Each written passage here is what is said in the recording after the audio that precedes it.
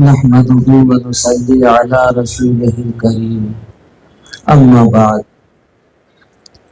أعوذ بالله من الشيطان الرجيم بسم الله الرحمن الرحيم إن الدين عند الله الإسلام ومن يبتغي غير الإسلام دينا فلن يقبل منه وهو في الآخرة من الخاسرين صدق الله العظيم۔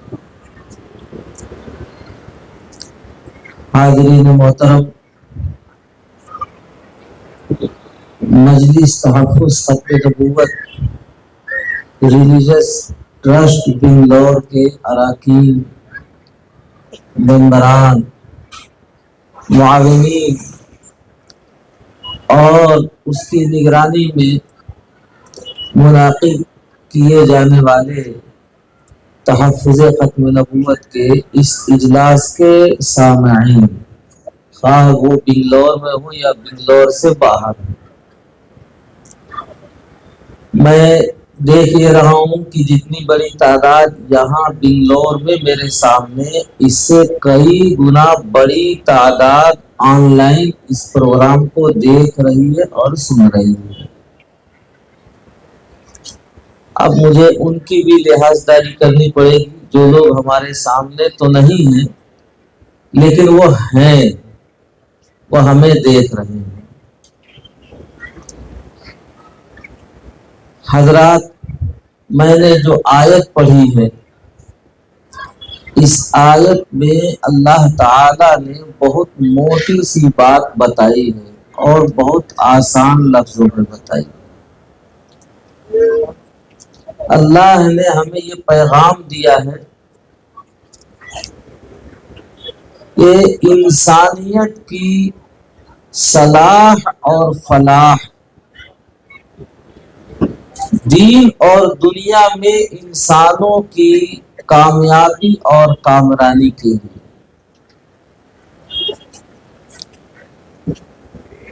انبیاء کرام علیہم السلام کا جو سلسلہ شروع کیا، یعنی اپنے نمائندوں کو بھیجا، اس کا ایک سرا، پہلا سرا ملتا ہے ہم سب کے جد امجد حضرت آدم علیہ السلام سے، اور اس کا جو آخری سلسلہ ہے، اس کا جو آخری سرا ہے، وہ ملتا ہے ہمارے اور آپ کے نبی آخر الزماں حضرت محمد صلی اللہ علیہ وسلم۔ اس بیچ میں بے شمار مذاہب آئے، حضرات انبیاء کرام علیہم السلام اپنے اپنے وقت کے حساب سے انسانوں کے لیے پیغام ہدایت لے کر آئے۔ ماننے والوں نے مانا اور نہیں ماننے والوں نے نہیں مانا۔ اللہ تعالی نے اخیر میں اب یہ پیغام دیا کہ دیکھو، وہ سلسلہ تھا، کچھ لوگ ماننے والے آئے، کچھ لوگ نہیں ماننے والے آئے، لیکن اب جو سلسلہ شروع ہے وہ ایک ایسا سلسلہ ہے دین کا کہ اب یہ اختیار نہیں رہے گا کسی کو، بلکہ بحیثیت آدمی ہونے کے، بحیثیت انسان ہونے کے، وہ دنیا میں کہیں کا بھی انسان ہو، کوئی بھی انسان ہو، اگر وہ اپنی کامیابی اس دنیا کی بھی اور مرنے کے بعد کی زندگی میں بھی چاہتا ہے، تو اس کے لیے ایک ہی راستہ ہے، وہ یہ ہے کہ وہ دین اسلام کو اپنائے۔ گویا دین اسلام ایک ابدی، ایک ایسا قانون ہے کہ جس کے ماننے میں سکون ہے، اطمینان ہے۔ جس کے ماننے میں اس دنیاوی زندگی میں بھی سکون ہے اور مرنے کے بعد کی زندگی میں بھی سکون ہے، جس کے ماننے میں امن ہے، بد امنی نہیں ہے، دنیا میں بھی امن قائم رہے گا، اور مرنے کے بعد کا جو سلسلہ ہے وہ تو اللہ تعالیٰ کے ہاتھ میں، اس کے بعد بھی امن اور سکون ہی اسے ملے گا۔ اس دین کے بارے میں اللہ نے یہ پیغام دیا کہ اس کو چھوڑ کر دین کے نام پر چاہے کسی بھی مذہب کو اپنایا جائے، ان کی دنیا بھی برباد ہوگی اور ان کی آخرت بھی برباد ہوگی۔ میں کسی مذہب پر تنقید نہیں کر رہا ہوں، کسی مذہب کے ماننے والوں پر تنقید نہیں کر رہا ہوں، بلکہ ایک ایسی حقیقت اور ایک ایسی صداقت کا اعلان کر رہا ہوں، بتا رہا ہوں، جس کو اس نے بتایا ہے، جس نے ہم کو بھی پیدا کیا، آپ کو بھی پیدا کیا، اس دنیا کو بھی پیدا کیا، اور دنیا میں جتنے رہنے والے انسان ہیں ان کو بھی پیدا کیا۔ آج بھی اس حقیقت کو برملا کہا جا سکتا ہے، اور کہا جاتا ہے، کہا جاتا رہے گا کہ دنیا میں دیکھ لیجئے مذہب اسلام سے بڑھ کر سکون والا مذہب عملی اعتبار سے، اعتقادی اعتبار سے، سیاسی اعتبار سے، معاشرتی اعتبار سے کوئی بھی مذہب نہیں ہے۔ جتنے اس کے دعوے دار ہیں وہ کھلی آنکھوں اس حقیقت کو دیکھتے بھی ہیں، اب ماننا اور نہ ماننا یہ ان کے اوپر ہے۔ اللہ نے اس دین کو جو سلامت روی دی ہے، اس دین میں جو اعتدال دیا ہے، میانہ روی دی ہے، وہ دنیا کے کسی دین میں بھی نہیں پائی جاتی۔ اللہ نے اپنے پیغام کے ذریعے سے یہ بات بتلا دی کہ جس کسی کو بھی دنیا کے کسی بھی خطے میں کوئی رہے، اگر دنیا کا بھی سکون چاہیے تو وہ اسے اسلام میں ملے گا، اور آخرت کا بھی سکون چاہیے، مرنے کے بعد کی زندگی میں بھی چاہیے تو اسے اسلام ہی میں ملے گا۔ مجھے اس وقت آپ کے سامنے جو گفتگو کرنی ہے وہ اس سے آگے موضوع پر ہے۔ وہ کیا ہے؟ اسلام مذہب نبی آخر الزماں صلی اللہ علیہ وسلم سے شروع ہوتا ہے، اور یہ ختم کہاں ہو رہا ہے؟ یاد رکھیے، جس دن یہ مذہب ختم ہوگا اس دن یہ دنیا ختم ہو جائے گی۔ جب تک یہ سورج اور چاند ہیں، دکھ رہے ہیں آپ کو، یاد رکھیے گا یہ اسلام مذہب جب تک ہے جبھی تک ہے۔ یہ جس دن نہیں رہے گا اسلام مذہب تو نہ یہ سورج رہے گا، اور نہ یہ چاند رہے گا، نہ یہ دنیا رہے گی، اور نہ یہ جو کچھ بھی آپ دیکھ رہے ہیں کچھ بھی نہیں رہے گا۔ نبی پاک صلی اللہ علیہ وسلم نے اس کی منظر کشی کی ہے اور اس کو سمجھانے کے مختلف انداز اپنائے ہیں۔ بہت ساری احادیث کا مجموعہ اور تھوڑا سا خلاصہ میں آپ کو سناتا ہوں۔ یہ دین اپنے اندر ایسی خوبیاں رکھتا ہے کہ دنیا کے اور کسی دین میں اور کسی مذہب میں پائے جانے کا امکان بھی نہیں ہے ہی نہیں، پایا ہی نہیں جا سکتا ہے، ایسی خوبیاں رکھتا ہے۔ اگر اس کی صداقت کو میں آپ کے ذریعے سے جانچنا چاہوں اور آپ کو بھی یقین دلانا چاہوں تو ایک سوال میں پوچھتا ہوں آپ سے، میری بات امید یہ ہے کہ آپ سمجھ رہے ہوں گے، آپ اس کا جواب دیں۔ آج آپ نے مغرب کی نماز پڑھی ہے 3 رکعت، صحیح ہے غلط ہے؟ جی تو ذرا زور سے بولیے. صحیح ہے. اور کل کتنی پڑھی تھی اور پرسوں کتنی پڑھی تھی؟ 3 ہی پڑھی تھی نا. فجر کی کتنی رکعت پڑھتی ہیں؟ فرض نماز کتنی پڑھتے ہیں فجر کی؟ 2 ہی پڑھتے ہیں. آپ گنتے چلے جائیں. اگر کوئی آپ سے پوچھے کہ فجر کی آپ نے 2 پڑھی، مغرب کی آپ نے 3 پڑھی، ظہر عصر عشاء کی نماز فرض آپ 4 پڑھتے ہیں، کیوں ہے ایسا؟ کیوں ہے؟ اس کا جو بھی آپ کے نالج میں جواب ہو، میں آپ کو جواب سجھاتا ہوں کہ سب اس پر متفق ہوں گے. اس کا ایک ہی جواب آئے گا. ایسا اس لیے ہے کہ میرے نبی پاک صلی اللہ علیہ وسلم نے فجر کی نماز فرض 2 رکعت پڑھائی تھی، تو ہم 2 ہی پڑھ رہے ہیں اور 2 ہی پڑھیں گے. صحیح ہے جواب یا غلط ہے؟ جی. مغرب کی حضور نے 3 رکعت پڑھائی تھی، ہم 3 ہی پڑھتے چلے آئے ہیں اور 3 ہی پڑھ رہے ہیں، 3 ہی پڑھتے رہیں گے. ذرا زمانہ گنیے گا کتنا زمانہ ہو گیا آج سے. حضور نے یہ 2 رکعت کب پڑھائی تھی؟ کچھ یاد ہے؟ کچھ نہ کچھ تو یاد ہوگا. چلیے درود شریف پڑھیے. اللہم صلی علی سیدنا مولانا محمد وعلی آل سیدنا مولانا محمد وبارک وسلم. بات میری سمجھ میں آ رہی ہے آپ کے؟ جی.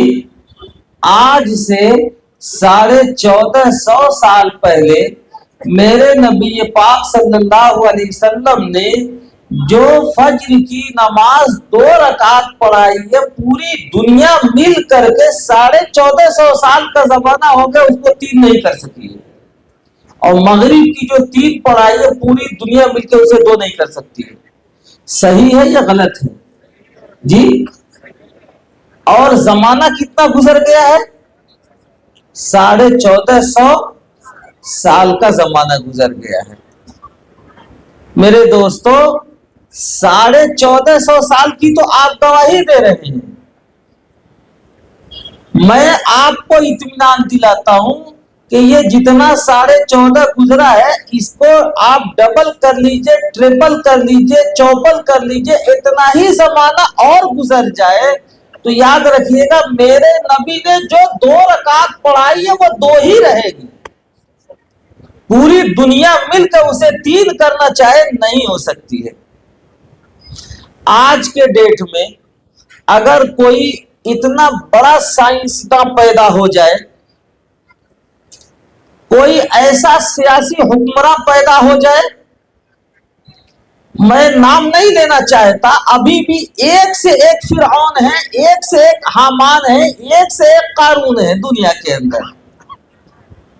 میں نام نہیں لینا چاہتا. میں تو یہ کہہ رہا ہوں اس وقت کے جتنے بڑے فرعون، حامان، قارون، شداد، نمرود ہیں، ان سب کا مجموعہ مل کر کے کوئی آ جائے مسلمانوں کے سامنے اور یہ کہے کہ چونکہ پوری دنیا میری مٹھی میں ہے، میں اتنا بڑا سائنسداں ہوں کہ 1 منٹ کے اندر آسمان پہ جاؤں گا، آنکھیں دکھا دوں گا، تو ہر مسلمان اس کو امکان ہے کہ مان سکتا ہے اور مان لے گا. اس لیے کہ جب تک کوئی نمونہ نہیں ہے تو انکار کیا جا سکتا ہے، لیکن جب کوئی نمونہ آ جاتا ہے تو سب مانتے ہیں. ایسا ہو سکتا ہے کہ کوئی اتنا بڑا سائنسداں بن کر آئے، پوری دنیا اس کی مٹھی میں ہو اور منٹوں کے اندر وہ آسمان پہ جائے ہمارے سامنے اور آنکھیں دکھا لے. ایسا ہو سکتا ہے. لیکن میرے دینی بھائیوں، اگر وہ یہ کہے کہ چونکہ اتنا بڑا سائنسداں ہوں میں، پوری دنیا میرے مٹھی میں، جاتا ہوں آسمان پہ، آتا ہوں تمہارے سامنے، دکھاتا ہوں تم کو، لہذا آج سے مغرب کی نماز 3 नहीं 2 रकात पढ़ी जाएगी, कोई मुसलमान है मान लेगा जी? आपके 2.5 किलो के सर तो हिल रहे हैं, जबान क्यों नहीं खुल रही है आपकी? डर क्यों नहीं? आप कोई पुलिस वाला पकड़ लेगा आपको? तो जरा जोर से बोलिए, कोई है मुसलमान मान लेगा? मनवा सकता है कोई? मैं तो ये कहा करता हूं मिसाल देने के लिए कि मगरिब की अजान हो चुकी हो, सूरज डूबने के बाद अजान होती है ना, नमाज की तैयारी चल रही हो, और कोई ऐसा जिद्दी आ जाए हुक्मरान और वो ये कहे कि नहीं साहब आज तो मगरिब की नमाज 3 के बजाय 2 ही पढ़ी जाएगी, तो ये जितने पढ़े लिखे लोग हैं वो तो बैठे रहेंगे उस मस्जिद में। कोई रिक्शा पोलर होगा मुसलमान, कोई जूता गांठने वाला होगा मुसलमान, कोई आलू टमाटर बेचने वाला मुसलमान होगा। ऐसा भी होगा कि उसके बदन पर कपड़े नहीं होंगे, पांव में जूते चप्पल नहीं होंगे। ऐसा भी होगा कि भूखा होगा, नंगा होगा, ये सब कुछ होगा। लेकिन ये हुक्मरान और ये हाकिम मगरिब को की 3 को 2 करना चाहेगा, तो वो एक कमजोर दर्जे का मुसलमान भी उसको ऐसा सबक पढ़ाएगा कि डूबा हुआ दिन उसके दिमाग पर दोबारा निकल आएगा।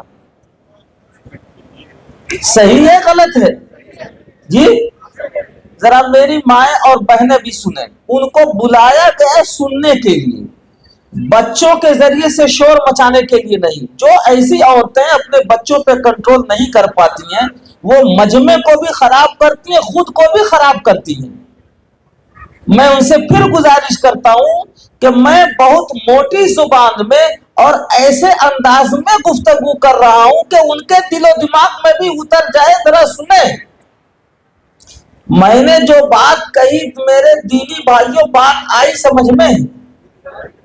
याद रखो, हमारे दीन के आमाल भी उतना ही मजबूत हैं और दीन के अकायद भी उतने ही मजबूत हैं जितना होने चाहिए। जैसे कि मैंने एक मिसाल में आपसे मालूम करी है और आपने तायीद किया कि हाँ ऐसा ही है। सही है जी? ये दीन इतना मजबूत है मेरे भाई।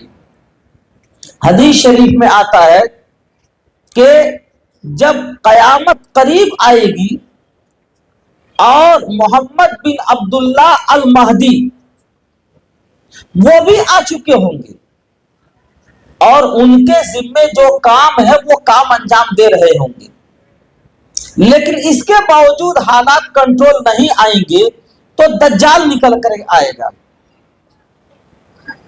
दज्जाल दुनिया की सबसे बड़ी ताकत होगा उस वक्त की। आसमान से पानी बरसाना उसके हाथ में होगा, लोगों को रोजी देना उसके हाथ में होगा। जिसको चाहेगा मौत के घाट उतारेगा, जिसको चाहेगा जिंदा रखेगा। उसको इतनी ताकत दी गई होगी कि एक एक मुसलमान को बहकाने के लिए 100 शयातीन उसको दिए जाएंगे। जरा गौर से सुनिएगा, इतनी ताकत दी गई होगी उसको अल्लाह की जानिब से कि वो जो चाहेगा वो करके दिखाएगा। इतनी ताकत दी गई होगी, एक बंदे को बुलाएगा, कहेगा बोल मुझे खुदा मानता है नहीं मानता है। वो बंदा कहेगा मैं तो नहीं मानता। उसको कत्ल करेगा, 2 टुकड़े कर देगा, आधा इधर आधा उधर, बीच में चल के दिखाएगा। फिर कहेगा कि देख मैं इसे जिंदा करता हूं। अभी दोनों टुकड़ों को जोड़ के उसे जिंदा कर देगा और फिर पूछेगा कि देखो आसमान से पानी बरसाने की कुव्वत मेरे हाथ में, मेरे ऑर्डर से पानी बरसता है। जमीन से सब्जा उगाने की ताकत मेरे हाथ में, मैं ऑर्डर देता हूं तो जमीन सब्जा उगाती है। موت دینا میرے ہاتھ میں، زندہ کرنا میرے ہاتھ میں، بول اب مجھے خدا مانتا ہے نہیں مانتا ہے؟ ایمان والا بندہ کہے گا خبیث کہیں کا، کمینہ، خناس کہیں کا، مجھے تو پہلے کے مقابلے میں اور زیادہ یقین ہو گیا کہ تو خدا تو کیا ہوتا، تو بہت بڑا دجال ہے خبیث کہیں کا۔ وہ ہنس رہا بھی ہوگا، اس کو چڑھا بھی رہا ہوگا، اس کو گالی بھی دے رہا ہوگا، اس کا مذاق بھی اڑا رہا ہوگا۔ اتنی طاقت دی جائے گی دجال کو کہ یہ کہے گا کہ اگر تیری ماں کو تیرے باپ کو کھڑا کر دوں اور وہ گواہی دے میرے خدا ہونے کے بارے میں، اب بولو مانو گے نہیں مانو گے؟ کہتے کہتے شیطانوں کو آرڈر دے گا، ایک شیطان اٹھ کھڑا ہوگا ادھر اور کہے گا میرے بیٹے مجھے پہچان رہے ہو نہیں؟ کہے گا ہاں ابا میں آپ کو پہچان رہا ہوں، آپ میرے ابا ہیں، مجھے یہ بھی معلوم ہے کہ آپ مر گئے تھے، آپ کی ہڈیاں سڑ گئی تھیں، گل گئی تھیں، 50 سال ہو گئے، 40 سال ہو گئے، لیکن دیکھ رہا ہوں آپ زندہ ہو کے مجھ سے بات کر رہے ہیں۔ ادھر سے ایک شیطان ماں کی شکل میں کھڑا ہو جائے گا اور وہ کہے گا کہ بیٹے مجھے پہچان رہے ہو، میں تیری ماں ہوں۔ وہ کہے گا کہ اماں تجھے پہچان رہا ہوں میں، یہ بھی معلوم ہے تجھے مرے ہوئے کتنے سال ہو گئے، تیری ہڈیاں سڑ گئی گل گئی، لیکن دیکھ رہا ہوں تم زندہ ہو، بات کر رہی ہو۔ ماں کی شکل میں ایک، باپ کی شکل میں دو، کہیں گے کہ بیٹے یہ جو خدا ہونے کی بات کر رہے ہیں انہیں مان لو۔ وہ بندہ کہے گا کہ اماں آپ کی باتیں اپنی جگہ پر، آپ کا ماں ہونا اپنی جگہ پر، ابا آپ کا باپ ہونا اپنی جگہ پر، یہ سب کچھ صحیح، لیکن یہ خدا نہیں ہو سکتا، ہے نہیں خدا، جھوٹا ہے، مکار ہے، اس کو خدا نہیں مانوں گا میں۔ میرے بھائی بات سمجھ میں آئی؟ خدا نہ خواستہ ہمارے آپ کے اوپر ایسے دن آ جائیں، ایسی آزمائش آ جائے تو ذرا سینے پہ ہاتھ رکھ کے غور کیجئے آپ کی کیا حالت ہوگی۔ لیکن اس دین کو اللہ نے، اس مذہب اسلام کو اللہ نے، اس دنیا کے بنانے والے نے اتنا مضبوط بنایا ہے، آزمائش کی اس گھڑی میں بھی ایمان والا بندہ کہے گا خبیث کہیں کا تو خدا نہیں ہو سکتا، میں تجھے خدا نہیں مانتا۔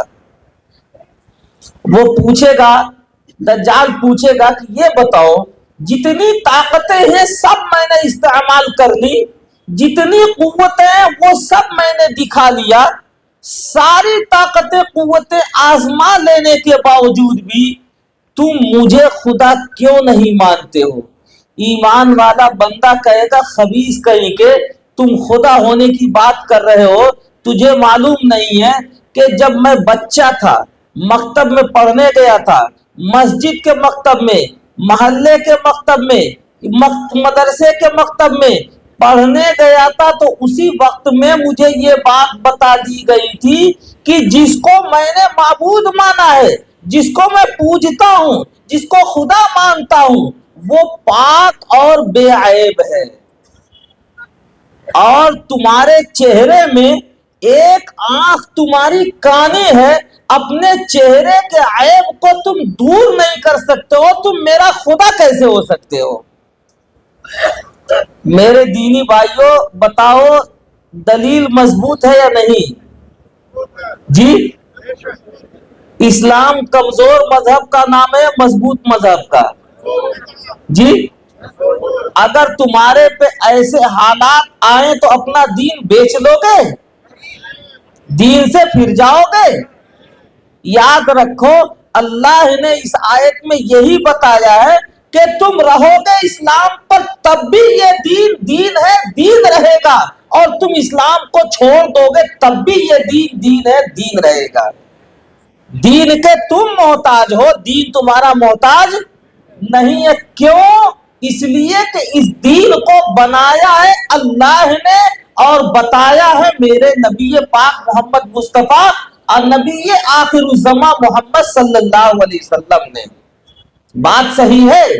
جس کو اللہ نے جس کام کے لیے بنایا ہے دنیا کی کوئی طاقت اس کو فیل کر دے، نہ پہلے ہوا ہے، نہ آج ہو سکتا ہے، نہ قیامت تک ہوگا۔ آج دنیا سائنس کی جتنی ترقی پہ چلی جائے، ٹیکنالوجی جیسی چاہے لانچ کر لے، لیکن میرے خدا نے دیکھنے کی قوت آنکھ میں رکھی ہے۔ دنیا کی کوئی طاقت دیکھنے کی قوت ہاتھ میں پیدا کر کے دکھا دے؟ ہو سکتا ہے کیا؟ اللہ نے آنکھ کو بنایا ہے دیکھنے کے لیے، کان کو بنایا ہے سننے کے لیے۔ دنیا کی کوئی طاقت دیکھنے کی قوت کان میں پیدا کر دے اور سننے کی طاقت آنکھ میں پیدا کر سکتے ہوا ہے کیا؟ ہو سکتا ہے کیا؟ ہوگا بھی نہیں، یاد رکھو۔ تو جس خدا نے آنکھ کو دیکھنے کے لیے بنایا ہے، یہ دیکھ رہی ہے، دیکھتی ہی رہے گی۔ پاؤں کو چلنے کے لیے بنایا ہے، پاؤں چل رہا ہے، چلتا ہی رہے گا۔ اسی خدا نے اس دین کو قیامت تک رہنے کے لیے بنایا ہے۔ کسی باولے اور پاگل اور کسی خبتی کے دعویٰ کرنے سے یہ مٹ جائے، نہ پہلے ہوا ہے، نہ اب ہو سکتا ہے، نہ قیامت تک ہوگا۔ دین مضبوط ہے یا کمزور؟ جی اب یاد رکھیے، اللہ نے یہی پیغام دیا ہے کہ دین کے ماننے والوں تم رہو گے اس دین پر، تب بھی یہ دین ہے اور دین رہے گا، قیامت تک رہے گا۔ تم چھوڑ دو گے تب بھی یہ دین مضبوط ہے، قیامت تک رہے گا۔ تمہاری ہماری وجہ سے یہ دین نہیں، اس کی وجہ سے ہم ہیں۔ حدیث شریف میں آتا ہے کہ جب دنیا کی بساط پلٹنی ہوگی تو یاد رکھو یہ علماء نہیں ہوں گے تمہارے درمیان۔ جب دنیا کی بساط پلٹنی ہوگی تو یہ حافظ قرآن نہیں ہوں گے تمہارے درمیان۔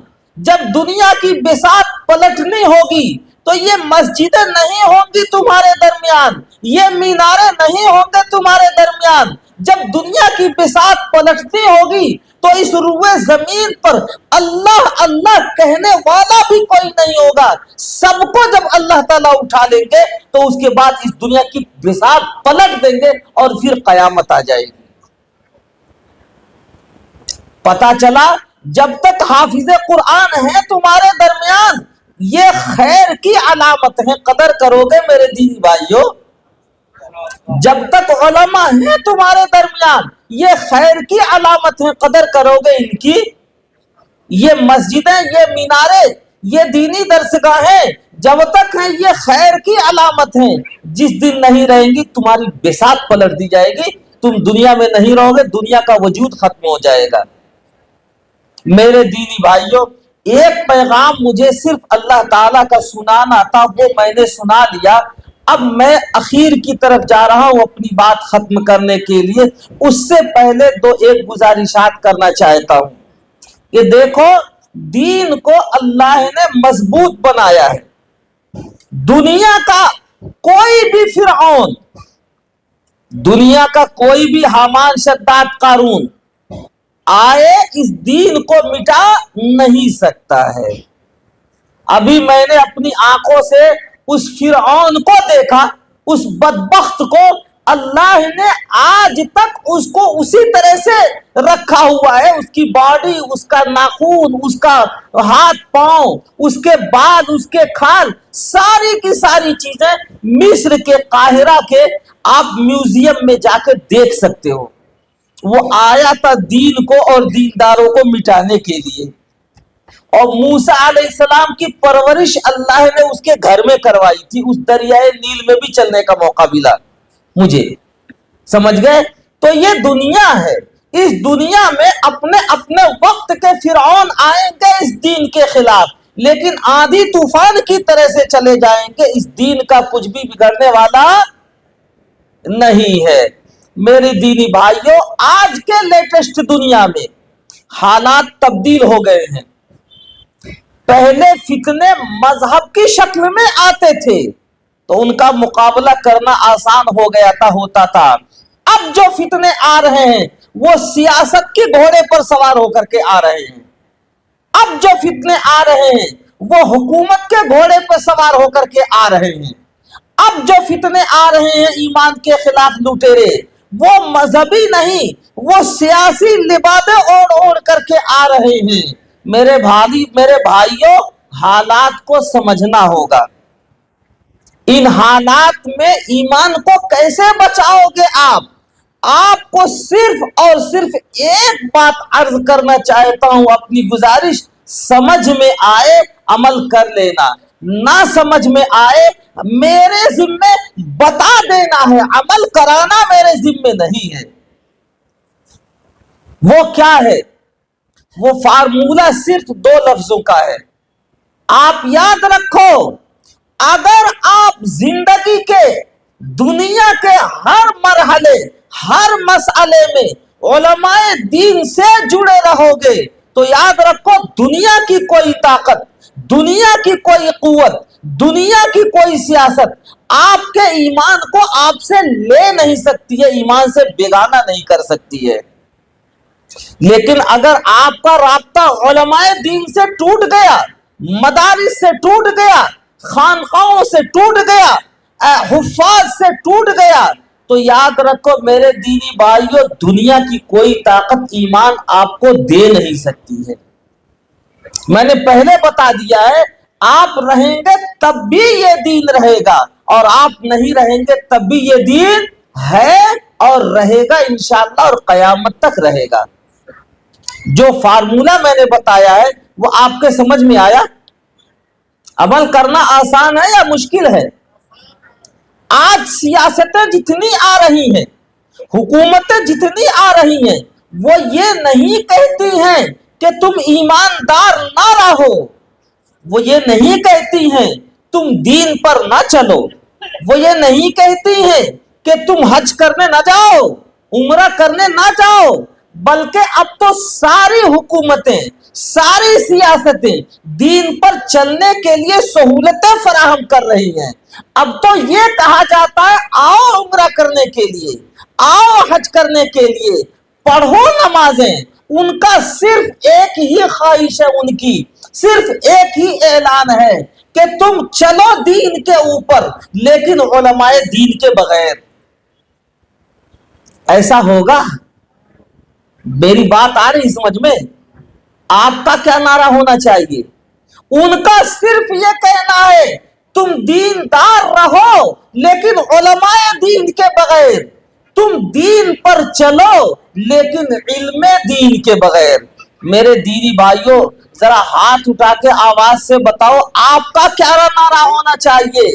آپ کی آواز یہ ہونی چاہیے، جب تک میرے سانس میں سانس رہے گا ہم دیندار رہیں گے علماء دین کے ساتھ، اور دین پر چلیں گے انشاءاللہ جب تک ہم علم دین کے ساتھ. صحیح ہے؟ میری بات اگر آپ کے سمجھ میں آ رہی ہے، چونکہ آپ کا لب و لہجہ نہیں جانتا، آپ کی زبان نہیں جانتا، آپ کا انداز بیان نہیں جانتا، میں تو اردو میں اپنی زبان میں آپ کو سجھا رہا ہوں. امید یہ کر رہا ہوں کہ میری ہر بات آپ کے دل و دماغ میں اتر رہی ہوگی.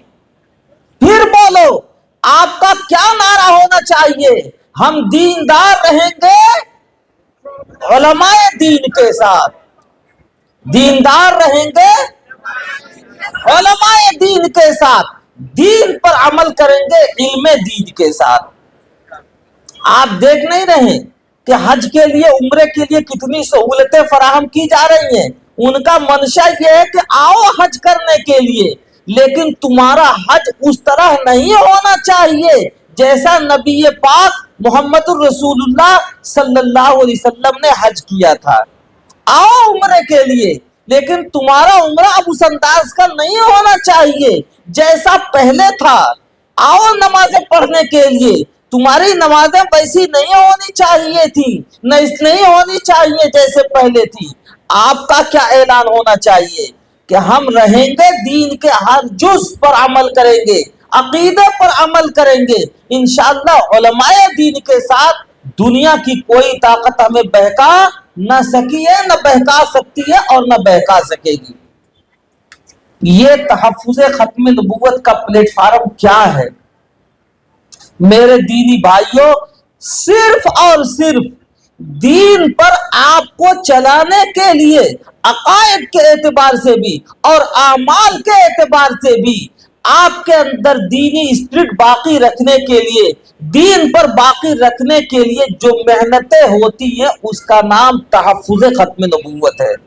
اب یہ تحفظ ختم نبوت تین الفاظ ہیں اور تینوں بھاری ہیں، اس وقت آپ کو نہیں سمجھا سکتا میں، لیکن ایک واقعے سے ضرور سمجھا سکتا ہوں۔ تحفظ ختم نبوت کا یہ مشن، تحفظ ختم نبوت کی یہ تحریک، تحفظ ختم نبوت کی یہ خدمت ایسی مقدس عبادت ہے کہ میرے دوستوں دنیا کے جتنے اہل اللہ ہیں ان سب کو آپ اسی سے وابستہ پائیں گے۔ حضرت مولانا محمد علی مونگیری رحمت اللہ علیہ کا واقعہ سناتا ہوں۔ بڑے خانقاہی بزرگ تھے، بڑے خانقاہی بزرگ تھے، لکھنے پڑھنے والے۔ ایک دفعہ نبی پاک صلی اللہ علیہ وسلم کی زیارت ہوئی خواب میں، اور حضور نے ڈانٹ پلائی۔ حضور نے فرمایا محمد علی تم نمازوں میں لگے ہوئے ہو، اپنے اوراد و وظائف میں لگے ہوئے ہو، اپنی خانقاہوں میں لگے ہوئے ہو، اور یہ قادیانی بھیڑیے ہمارے ایمان والوں بندوں کا، ایمان والوں کا ایمان نوچ رہے ہیں، اور تم اپنی مسجدوں میں پڑے ہوئے ہو۔ اللہ اکبر۔ نبی پاک صلی اللہ علیہ وسلم کی اس زیارت کے بعد جب اٹھتے ہیں حضرت مولانا محمد علی مونگیری رحمت اللہ علیہ، تمام نوافل، تمام اوراد و وظائف آپ نے چھوڑ دیے، صرف فرض اور واجب نمازوں کے سوا جتنے اذکار تھے سب آپ نے چھوڑ کر کے اپنی پوری زندگی وقف کر دی تھی تحفظ ختم نبوت کے لیے۔ مولانا عطا اللہ شاہ صاحب بخاری رحمت اللہ علیہ کا نام امید یہ ہے کہ آپ نے سنا ہوگا، چونکہ بنگلور جو ہے وہ خطبہ کا علاقہ ہے، اور یہاں ایک سے ایک دھانسو خطیب آیا کرتے ہیں تقریریں کرنے کے لیے اور بیانات کرنے کے لیے۔ میں سنتا بھی رہتا ہوں، دیکھتا بھی رہتا ہوں، نام ضرور سنا ہوگا آپ نے۔ مولانا ایک دفعہ بیمار ہوئے، ایک صاحب مولانا غلام غوث ہزاروی رحمت اللہ علیہ، مولانا نام نہیں یاد آ رہا ہے غالباً، نام نہیں یاد آ رہا ہے، ایک بزرگ نے خواب میں دیکھا مدینہ منورہ میں، حضور یہ فرماتے ہیں کہ جاؤ اور میرے پیارے بیٹے عطا اللہ شاہ کو سلام کہو۔ خواب دیکھ رہے ہیں مدینے میں، اور وہ آدمی جو تھا وہ اس زمانے کا ہندوستان میں آئے ڈھونڈتے ہوئے، کئی لوگوں کے پاس گئے جو عطا اللہ نام کے تھے، جب شکل دیکھتے تو منع کر دیتے کہ یہ نہیں، پھر پوچھتے عطا اللہ نام کا اور کوئی ہے، تو ان کو بتایا گیا کہ عطا اللہ نام کے ایک اور صاحب ہیں فلاں شہر میں رہتے ہیں۔ وہاں گئے، چہرہ دیکھا، چہرہ دیکھتے ہی انہوں نے پہچان لیا کہ نبی پاک صلی اللہ علیہ وسلم نے انہی کے بارے میں یہ خوشخبری دی ہے اور سلام کرنے کے لیے کہا ہے۔ وہ بیمار تھے، چارپائی پہ پڑے ہوئے تھے، خواب دیکھنے والے نے کہا کہ آپ کا نام عطا اللہ ہے؟ انہوں نے بتایا جی۔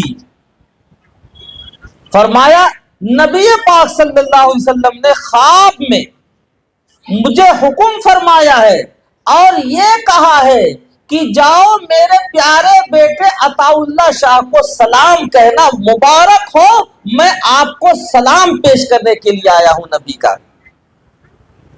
مولانا عطا اللہ شاہ بخاری رحمت اللہ علیہ نے جیسے ہی یہ بشارت سنی، یہ خوشخبری سنی، چارپائی پر تڑپ اٹھے اور بے ہوش ہو کر کے چارپائی کے نیچے گر گئے۔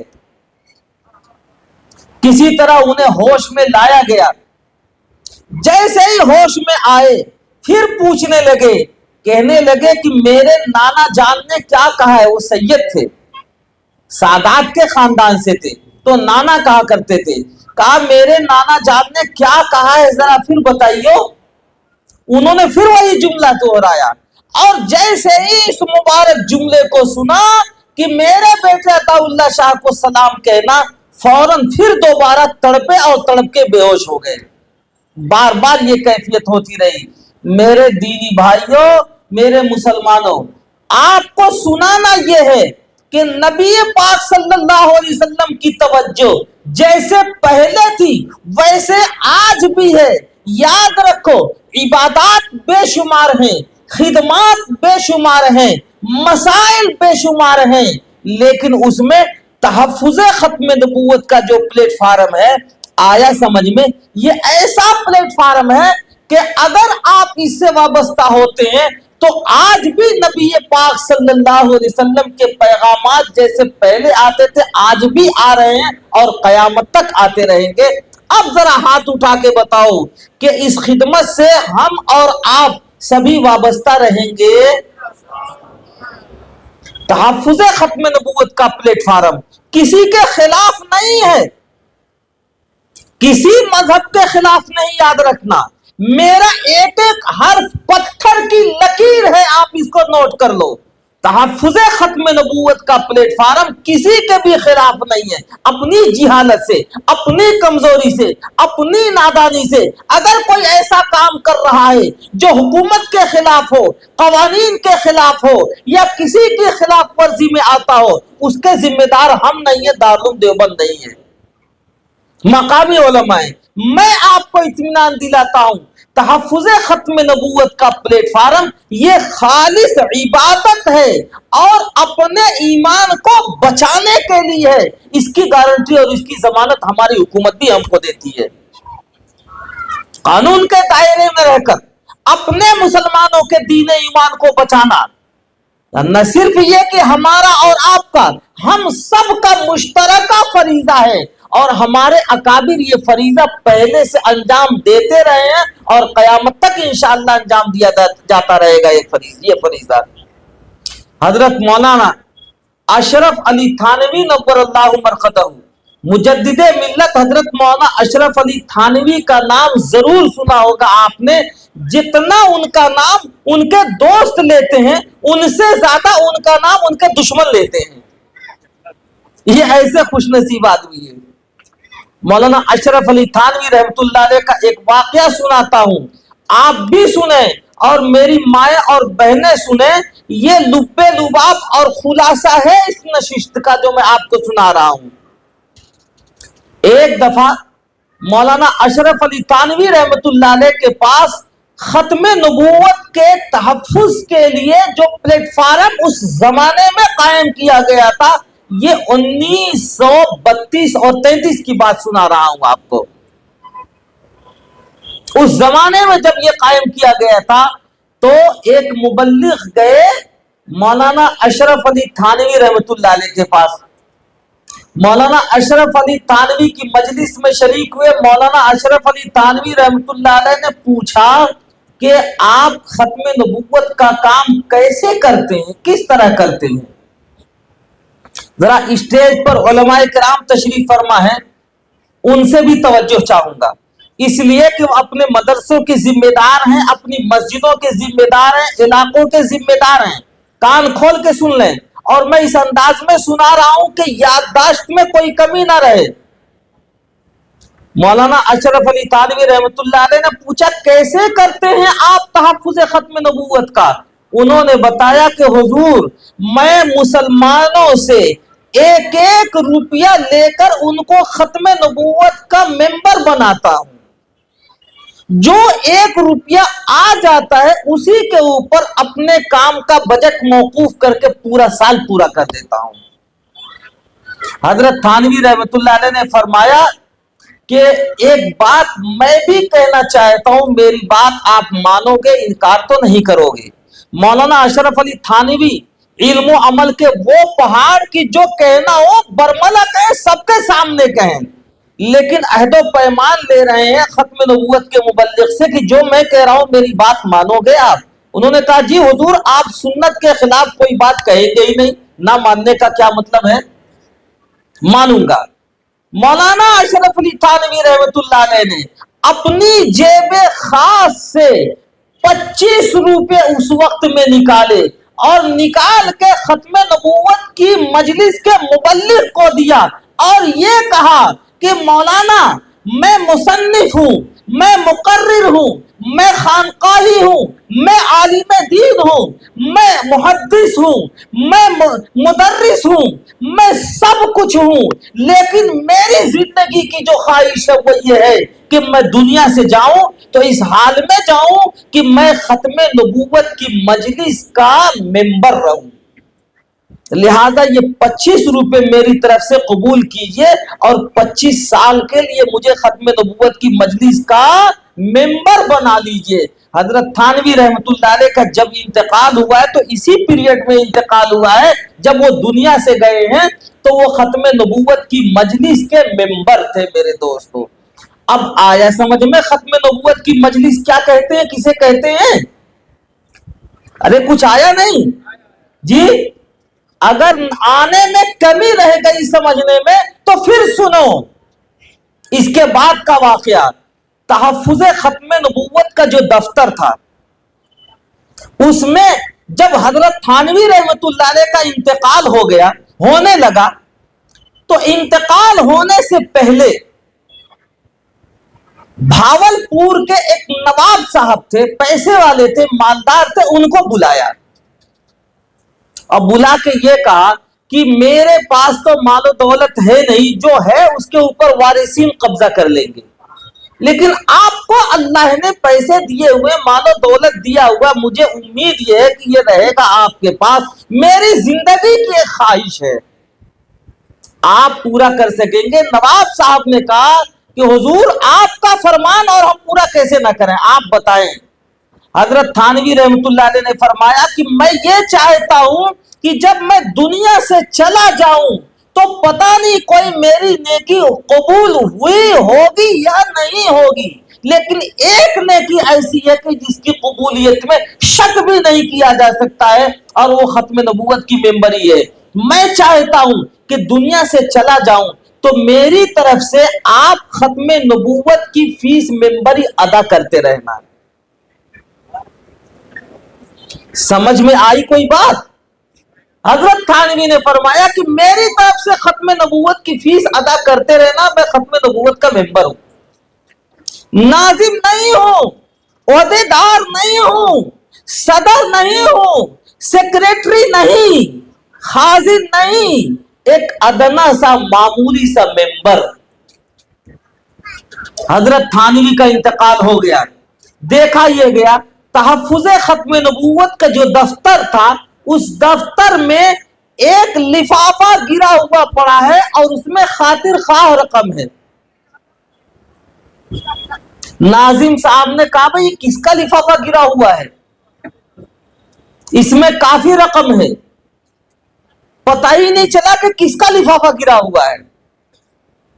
وہ بمد امانت لفافہ جمع کر دیا گیا، اگلا سال آیا، اگلے سال پھر اتنے ہی رقم کا لفافہ دروازے کے اندر پڑا ہوا ملا۔ ناظم صاحب نے کہا کہ یہ پچھلے سال بھی اتنے ہی رقم کا لفافہ ملا، اس سال بھی وہی لفافہ مل رہا ہے، کیا بات ہے، کس کی یہ رقم ہے؟ کسی کا سراغ نہیں لگتا، پتہ نہیں چلتا، جمع کر دیا گیا۔ آئندہ سال کے لیے، تیسرے سال کے لیے ناظم اور صدر نے سخت نگرانی لگا دی کہ پچھلے سال بھی اسی مہینے میں یہ رقم ملی تھی، اس سال بھی اسی مہینے میں یہ رقم مل رہی ہے، ذرا غور کرو، نگرانی کرو۔ اب جگہ جگہ اس وقت کیمرہ تو تھا نہیں، لیکن آنکھوں کے کیمرے بہت مضبوط تھے، جگہ جگہ لوگ لگ گئے، باری لگ گئی، لوگ رات کو جاگتے، کوئی اس کھڑکی سے، کوئی اس دروازے سے، کوئی اس کھڑکی سے دیکھتا کون آتا ہے، لفافہ چھوڑ کے چلا جاتا ہے۔ ایک صاحب پکڑے گئے رات کے اندھیرے میں، لفافہ ڈال رہے ہیں اور بھاگنے کی کوشش کر رہے ہیں، پکڑ لیے گئے رنگے ہاتھ، انہیں گرفتار کر کے ناظم صاحب کے سامنے پیش کیا گیا۔ وہ رونے لگے، چلانے لگے، چیخنے لگے، خدا کے واسطے مجھے چھوڑ دو، بھائی تم ہو کون یہ تو بتاؤ، میں کچھ نہیں بتاتا، خدا کے واسطے مجھے چھوڑ دو، یہ رقم تمہاری ہے، بھائی بتانا پڑے گا، ہو کون تم، یہ رقم پھینک کے جاتے ہو، کیوں چھوڑ کے جاتے ہو؟ बड़ी मुश्किलों से उन्होंने कहा, अगर मेरी नौकरी बचाने का वादा आप लोग करें तो मैं बता दूं। अहद कर लिया गया कि तुम्हारी नौकरी नहीं जाएगी, बताओ कहां नौकरी करते हो। उन्होंने बताया, मैं नवाब भावलपुर का मुलाजिम हूं, नौकर हूं। नवाब साहब का ये ऑर्डर होता है कि ये लिफाफा खत्मे नबूवत के दफ्तर में इस तरह से डाल करके आओ कि कोई देखने वाला ना हो, कोई बताने वाला ना हो, किसी को खबर ना लगे, इस खामोशी से डाल के आ जाओ। मैं तो आता हूं, हर साल ये रकम डाल के चला जाता हूं। अब मुझे पता नहीं है। अब पूरा वफ्द नवाब साहब के पास पहुंचा खत्मे नबूवत का। नवाब साहब ने जब ये सुना और देखा, आंखें अश्कबार हो गई, रोने लगे, हिचकियां बंध गई, कहने लगे, जब तक अल्लाह ने इसको राज रखा हुआ था, राज था, आज आप लोगों को मालूम हो गया तो मैं आपको बताता हूं, ये कुछ नहीं है। इंतकाल से पहले हजरत थानवी नव्वरल्लाहु मरकतहू ने मुझे वसीयत की थी कि मैं खत्म नबूवत का मेंबर हूं, मेरे मरने के बाद भी ये फीस मेरी तरफ से जारी रखना। ये खत्म नबूवत की वो फीस है जो मैं आपके पास भिजाया करता हूं, इस खामोशी से कि किसी को खबर न लगे, कहीं ऐसा ना हो कि इसमें मक्कारी की, रियाकारी की, दिखावे की झलक आ जाए और ये नेकी हमारे मुंह पर मार दी जाए। इसलिए इस शफाफियत के साथ ये रकम भिजवाता हूं कि किसी को खबर न लगे।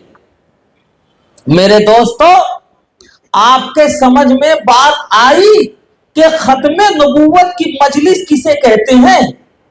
आया कुछ समझ में? और खत्मे नबूवत का दफ्तर किसे कहते हैं? क्यों? ये इसलिए है, याद रखो, कि आपकी बेशुमार नेकियां हैं, हज की हैं, उम्रे की हैं, इबादत की है, नमाज की है, रोजे की है, ज़कात की है, खैरात की है। मैं नहीं जानता, कोई गारंटी नहीं दी जा सकती है कि ये नेकियां होंगी कबूल या नहीं होंगी, लेकिन खत्मे नबूवत की नेकी बराह रास्त नबूवत नबी अकरम सल्लल्लाहु अलैहि वसल्लम की जात से वाबस्ता है। इसके कबूल ना होने का, इसके कबूलियत में कोई शक व शुबा भी नहीं किया जा सकता है। कबूल ना होने का कोई सवाल ही पैदा नहीं हो सकता है। ये ऐसी नेकी है।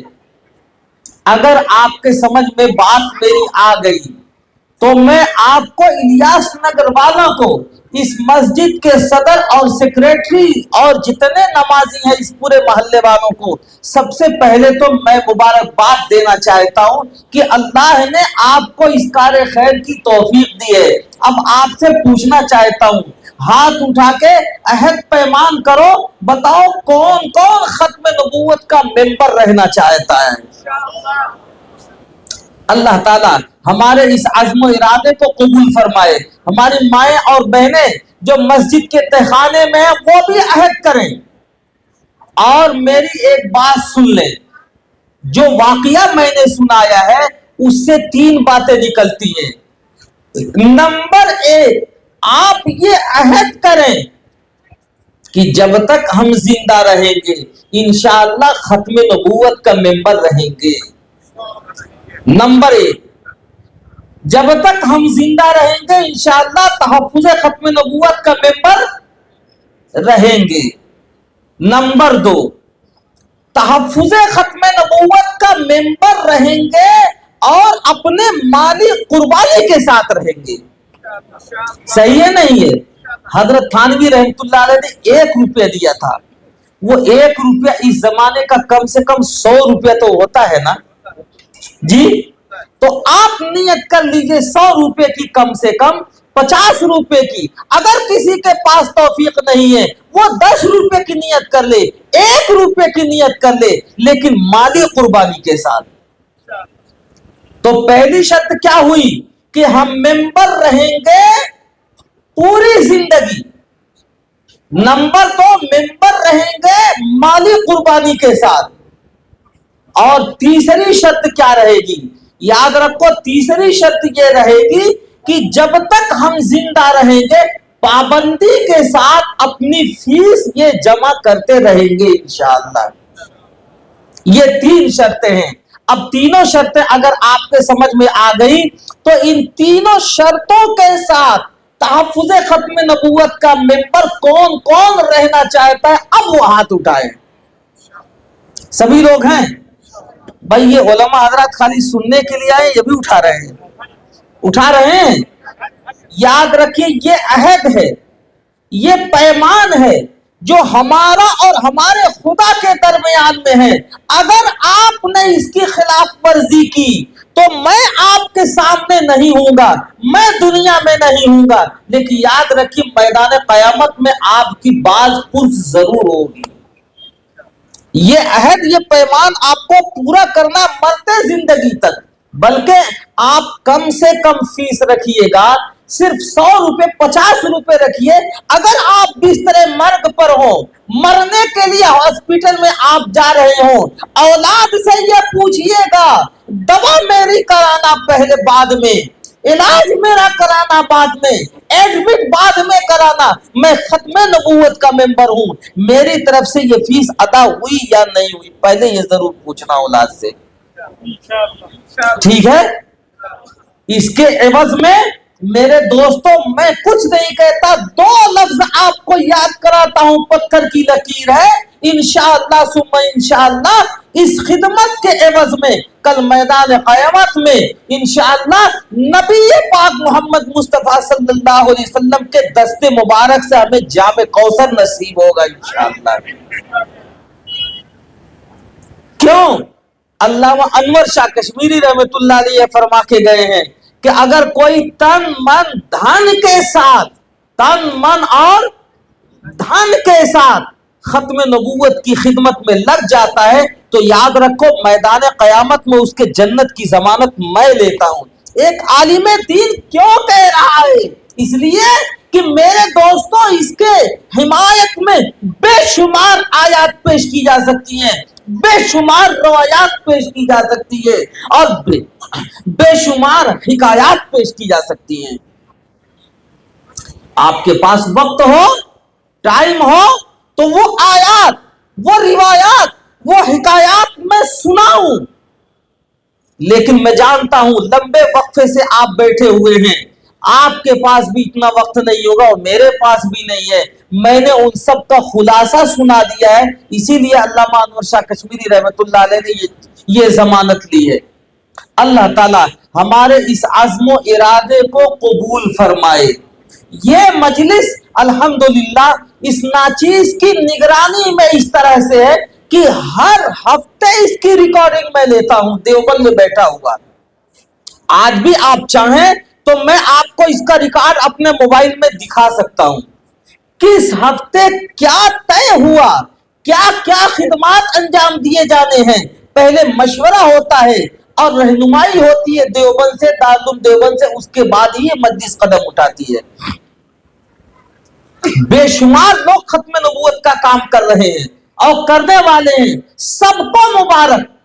मैं इसके बावजूद भी ये दावा नहीं करता कि मेरी ही खिदमत कबूल होगी और दूसरों की खिदमत कबूल नहीं होगी। अलबत्ता जिम्मेदारी इस मजलिस की मैं लेता हूं। इंशाअल्लाह ये मजलिस कभी डिसबैलेंस नहीं हुई है, ना होगी, ना खिलाफे उसूल, ना खिलाफे कानून, चाहे वो मुल्की एतबार से हो, हुकूमती एतबार से हो, चाहे वो शरई एतबार से हो। इस मजलिस के तहत कोई ऐसा काम अंजाम दिया ही नहीं जा सकता है, इसलिए कि इसकी निगरानी मुकम्मल होती है। आपका दिया हुआ खर्चा पैसा, एक एक पैसे का हिसाब मैं खुद मंगवाता हूं और दारुल देवबंद में जमा करता हूं, उसकी निगरानी करता हूं। अगर खयानत करेंगे ये लोग तो ये लोग पकड़े जाएंगे मैदान क़यामत में। याद रखो, आप जिम्मेदार नहीं होंगे, आपकी नियतों का सवाब आपको मिलेगा इंशाअल्लाह। ये पहली मजलिस है जिसने बेशुमार उलमा को न सिर्फ ये कि खिताबात से मुस्तफीद किया है, बल्कि किताबी दुनिया में भी इसने कदम रखा। बेशुमार अइम्मा को, बेशुमार उलमा को जो कमजोर होते हैं, नादार होते हैं, माली एतबार से کچھ کر نہیں سکتے. مجلس ان کو باضابطہ جیسے زبانی اعتبار سے تیار کرتی ہے, کتابیں بھی فراہم کر کے اور ان کو ختم نبوت کے کام کے لیے تیار کرتی ہے. یہ پہلی مجلس ایسی ہے آپ کے بنگلور میں. آپ کے بنگلور میں پہلی مرتبہ نہیں آیا ہوں, آپ بھول جائیے گا. آپ کے بنگلور میں 1993 سے آ رہا ہوں. کب سے آ رہا ہوں میں؟ 1993 سے آ رہا ہوں. اور یہاں کی جو تاریخ میں بتا دوں گا شاید ہی کوئی ہوگا بتانے والا اس موضوع پر. میرے ایک بیانات نہیں, لال مسجد کے در و دیوار گواہ ہیں کتنے بیانات ہوئے ہیں. بے شمار محلے یہاں کے ہیں جو گواہی دیں گے میرے کتنے بیانات ہوئے. میرے دینی دوستوں, میرے مسلمان بھائیوں, آپ کو میں یہ اطمینان دلانا چاہتا ہوں کہ مجلس کا الحمدللہ طریقہ کار صحیح نہج پر ہے, اصولی طور پر ہے, اور یہی وجہ ہے اس کی کامیابی کی ضمانت کہ یہ دن بدن ترقی کر رہی ہے. آپ کو اطمینان دلاتا ہوں, مستند ہے, معتبر افراد کے ذریعے سے یہ خدمات انجام دیے جا رہے ہیں. ہیجان پیدا کرنے کے لیے, مارکیٹ کے اندر اشتعال پیدا کرنے کے لیے, اشتعال انگیزی پیدا کرنے کے لیے مجلس نہیں ہے. یہاں کے مقررین کو بھی آپ نے سن لیا ہوگا, کوئی مقرر اشتعال انگیز بات نہیں کرتا ہے. الحمدللہ آپ سے مجھے اطمینان یہ چاہیے, کیا آپ اس مجلس کا ساتھ دیں گے؟ انشاءاللہ. آپ کے پاس اس کا مجلس کے خدام جا رہے ہیں اور ممبری فارم دیں گے, مجلس رجسٹر رہے, ہر چیز کا حساب کتاب قانونی اعتبار سے بھی رکھا جاتا ہے. الحمدللہ آپ اس سے جڑیں, اور مقصد صرف اور صرف یہ ہے کہ اپنا اور اپنی نسلوں کا ایمان بچائے. بے شمار فتنے ہیں چلے ہوئے ایمان کے خلاف, ان کا نام نہیں لیا جا سکتا ہے. ہمیں ان فتنوں سے کوئی سروکار نہیں ہے, ہمیں اپنے ایمان سے سروکار ہے. ہماری جیب میں 10 روپیہ کوئی ہے, اگر 10 روپیہ ہماری جیب میں ہے, کوئی چھیننے کے لیے آتا ہے, پوری قوت استعمال کریں گے, چھیننے نہیں دیں گے. لیکن ہماری جیب میں ہمارا 10 روپیہ پڑا ہوا ہے, ہم کو اسے بچانا چھیننے والوں سے یہ ہماری ذمہ داری بنتی ہے نہیں بنتی ہے؟ ہم اتنے ہی کے ذمہ دار ہیں کہ اصول اور ضابطے کے تحت رہتے ہوئے ہمیں اپنی نسلوں کو اور اپنے ایمان کو بھی بچانا ہے. اللہ تعالی ہمیں بھی آپ کو بھی اس کار خیر میں حصہ لینے کی توفیق نصیب فرمائے. میں پھر دوہرا دیتا ہوں, یاد رکھو یہ دین ہماری وجہ سے نہیں ہے, اس دین کی وجہ سے ہم ہیں. ہم رہیں گے تب بھی یہ دین باقی رہے گا. اللہ نے اتنا مضبوط اس دین کو بنایا ہے. ہم نہیں رہیں گے تب بھی یہ دین باقی رہے گا, اس لیے کہ اللہ نے اتنا مضبوط اس دین کو بنایا ہے. اگر کوئی اس دین کو چھوڑ کر بددینی میں مبتلا ہوتا ہے, مرتد ہوتا ہے, زندیق بنتا ہے, تو یاد رکھو اس کی ذمہ داری ہماری نہیں ہے.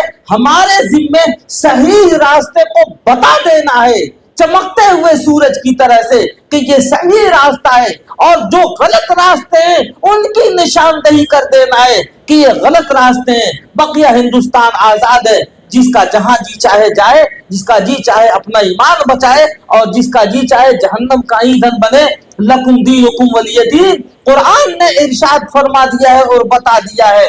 علماء کے ذمے بتانا ہے بچنے کے لیے اور بچانے کے لیے, وہ فریضہ میں نے آپ کے سامنے انجام دیا ہے.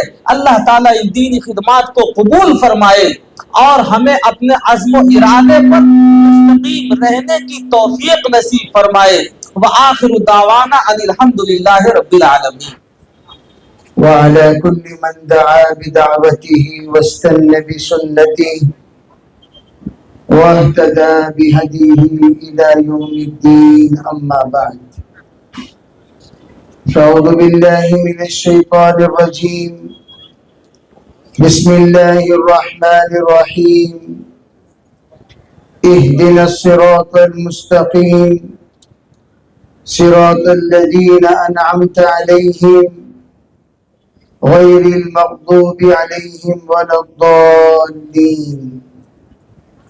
اللهم أيدنا بتأييدك، اللهم أيدنا بتأييدك، اللهم أيدنا بتأييدك يا رب العالمين.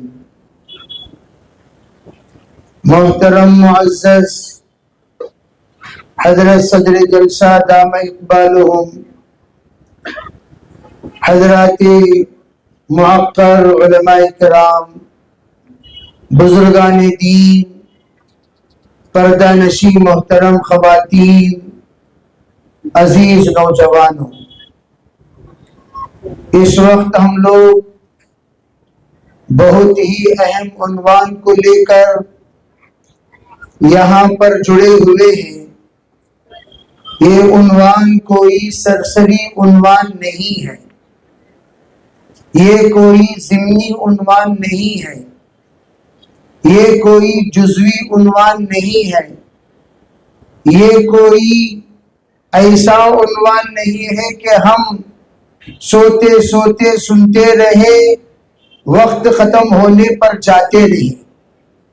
یہ عنوان وہ ہے جس میں ہمارا دل زندہ ہونا چاہیے، ہماری فکریں بیدار ہونی چاہیے، ہماری کیفیتیں بدل جانی چاہیے، ہمارے اندر جذبہ پیدا ہونا چاہیے، ہمارے اندر کے خیال کی تبدیلی آنی چاہیے۔